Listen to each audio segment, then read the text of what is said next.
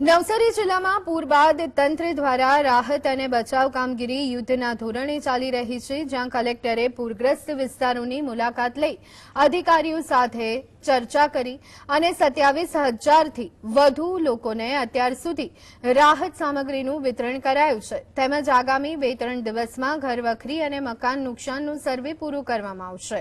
જ્યારે આ કુદરતી આપદાની વચ્ચે દુર્ભાગ્યપૂર્ણ રીતે જિલ્લામાં અત્યાર સુધી 21 લોકોના મૃત્યુ કન્ફર્મ થયા અને 20ના મૃતદેહ મળ્યા છે, જ્યારે કે એક વ્યક્તિ હજુ પણ લાપતા છે.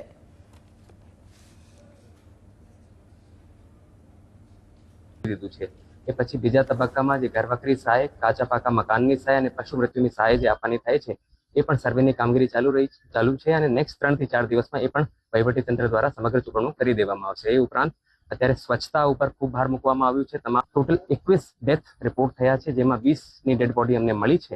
દુર્ભાગ્યવશ એકની ડેડ બોડી અમે શોધી નહીં શક્યા. એક યુવાન જે માઝદામાં બાઇક લઈને પસાર થતો હતો અને બેરિકેડ ક્રોસ કરીને એને ક્રોસ કરવાની કોશિશ કરીને તળાઈ ગયો. એની ડેડ બોડી હજી સુધી અમે શોધી નહીં શક્યા. પ્રયત્નો કરી રહ્યા.